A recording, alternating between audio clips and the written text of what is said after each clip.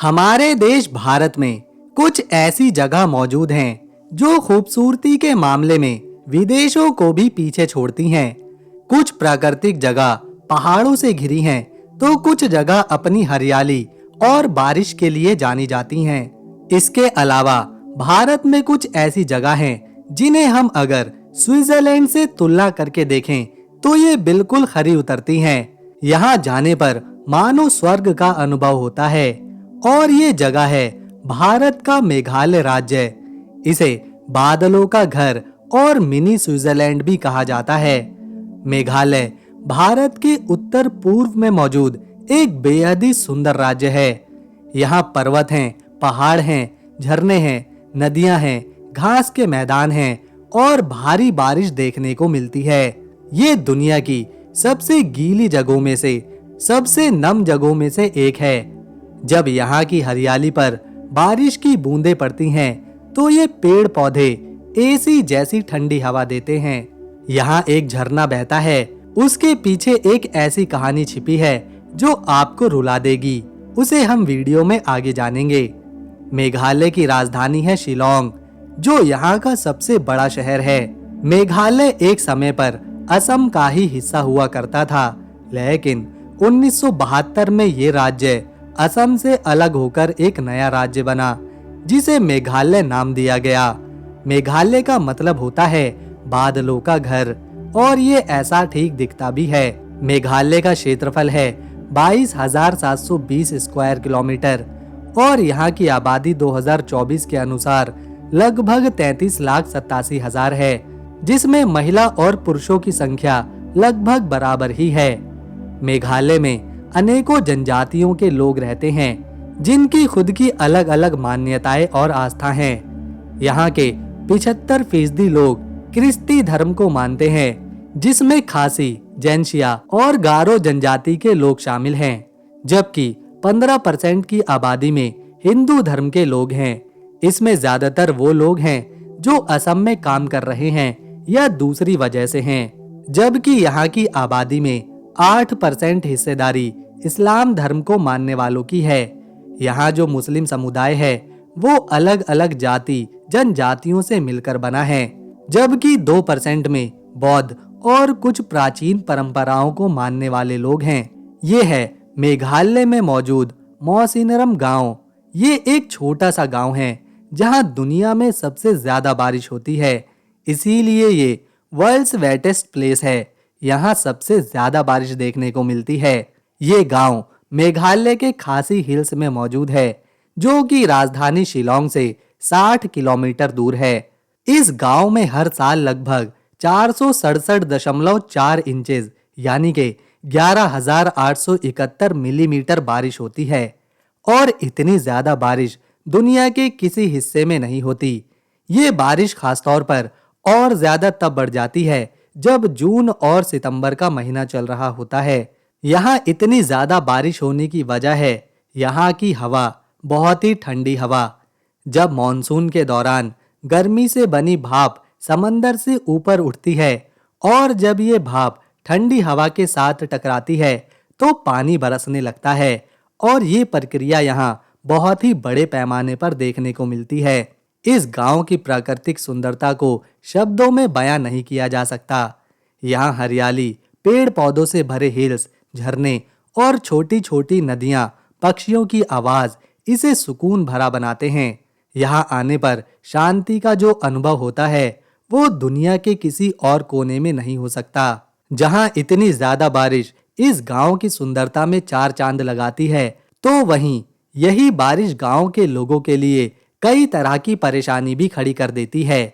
ज्यादा बारिश के कारण यहाँ अक्सर भूस्खलन होता है, रास्ते पानी से भर जाते हैं, फिसलन भरा माहौल होता है जिसमें चलना काफी मुश्किल है। ट्रांसपोर्ट पर इसका सबसे ज्यादा प्रभाव पड़ता है। ये है मेघालय का सबसे प्रसिद्ध वाटरफॉल, जिसे नोहकलिकाई झरना कहते हैं। ये झरना अपनी खूबसूरती और ऊंचाई के लिए जाना जाता है। इतना ही नहीं, ये झरना इतनी ऊंचाई से गिरता है कि ये भारत का सबसे ऊंचा झरना बन जाता है। नोहकलिकाई झरना 1115 फीट यानी कि 340 मीटर की ऊंचाई से नीचे गिरता है, जो कि खासी हिल्स की पहाड़ियों के बिल्कुल बीचों बीच मौजूद है। झरने का पानी एकदम नीला है। देखने पर लगता है मानो किसी ने इस पानी में नीला रंग ही मिला दिया हो। झरने से जुड़ी मेघालय की कई प्राचीन कहानियां सुनने को मिलती हैं। उन्हीं में से एक है जो सबसे ज्यादा प्रसिद्ध और दिलचस्प है। यहाँ एक बहुत ही सुंदर महिला थी जिसका नाम नोहकलिकाई था। वो अपने परिवार से बहुत प्यार करती थी। उसके परिवार में उसका पति और एक बेटा था जो छोटा था, 2 या 3 साल का। ये परिवार झरने से कुछ दूर चेरापूंजी में रहा करता था। सब कुछ ठीक था, पर अचानक से नोहकलिकाई का पति उसे छोड़कर किसी दूसरी औरत के साथ चला गया। इससे नोहकलिकाई को बहुत दुख हुआ। वो रोई। उसने खाना पीना छोड़ दिया और अपने बेटे को भी देखना बंद कर दिया, जिससे इसका असर उसके बेटे के स्वास्थ्य पर होने लगा और वो छोटा बच्चा बीमार पड़ गया। उसे बीमार देखकर उसकी माँ को एहसास हुआ कि उसे अपने बेटे के लिए जीना होगा। फिर उसने अपने बेटे की देखभाल शुरू करी, उसे ठीक किया। अब नोहकलिकाई सीख चुकी थी कि उसे अपना जीवन अपने बेटे के लिए जीना ही पड़ेगा।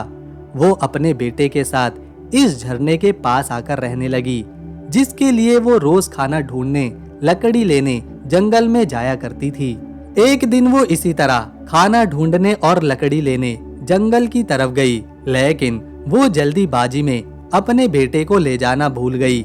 जब वो शाम को वापस लौटी तो उसने देखा उसका बेटा वहां मौजूद नहीं था।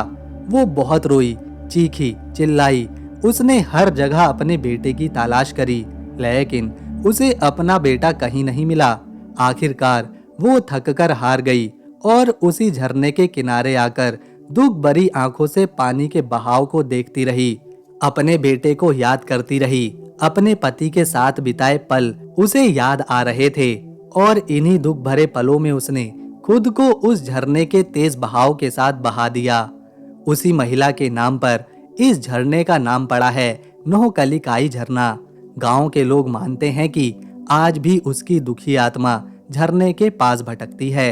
ये है लिविंग रूट ब्रिज, जिसे मेघालय की खासी जनजाति के लोगों द्वारा बनाया गया एक अनोखा और प्राचीन संरचना माना जाता है। इस ब्रिज का इस्तेमाल चेरापूंजी और मौसिनरम के इलाकों को आपस में जोड़ने के लिए इस्तेमाल किया जाता है। खासी जनजाति के लोगों ने इस तरह के ब्रिज बनाने की कला को कई सालों में इजाद किया है। इस तरह के ब्रिज बनाने के लिए रबड़ के पेड़ों की जड़ों को खींचकर नदी के एक हिस्से पर छोड़ दिया जाता है, जो फिर कुछ इस तरह आगे बढ़ती हैं कि उससे एक ब्रिज तैयार होता है। ये कोई 1-2 महीने का काम नहीं है। लिविंग रूट ब्रिज बनाने की प्रक्रिया लगभग 15 से 20 सालों तक चलती है। इससे पेड़ भी नहीं कटता और नदी पार करने का ब्रिज भी तैयार हो जाता है।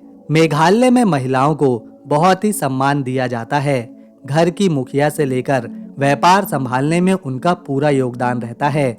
चाहे घर हो, जमीन हो या जायदाद, महिलाओं को यहाँ उनमें बराबर का हिस्सा मिलता है। मेघालय के लोग इंग्लिश भाषा बोलते हैं और इंग्लिश ही यहाँ की आधिकारिक भाषा भी है। इसके अलावा बहुत से लोग खासी भाषा भी बोलते हैं। इस सुंदर राज्य में कई त्योहार मनाए जाते हैं, जैसे कि वांगला और शाद सुक मिंजीम। वांगला फेस्टिवल खासतौर पर गारो जनजाति के लोग मनाते हैं।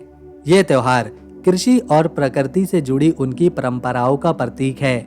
ये त्योहार नवंबर के महीने में मनाया जाता है, जिसमें सबसे जरूरी है 100 ढोल का बजना।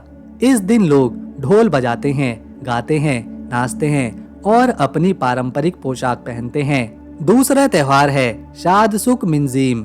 इसे खासतौर पर खासी जनजाति के लोग मनाते हैं। ये त्योहार खुशी और समृद्धि का प्रतीक है। हर साल अप्रैल के महीने में इसे बड़ी धूमधाम से मनाया जाता है। इसमें भी लोग नाचते हैं, गाते हैं और लजीज पकवान बनाते हैं और अपनी परंपराओं का प्रदर्शन करते हैं। यहाँ पर स्कूलों की कोई कमी नहीं है। आपको महज 100 मीटर के अंदर 3 स्कूल देखने को मिलेंगे और यहाँ के हर एक इंसान के हाथ में आपको छाता जरूर देखने को मिलेगा। तो दोस्तों, ये था भारत का एक बहुत ही खूबसूरत राज्य मेघालय, बल्कि दुनिया की सबसे नम जगह भी है। हम मिलेंगे नेक्स्ट वीडियो में। तब तक के लिए नमस्कार।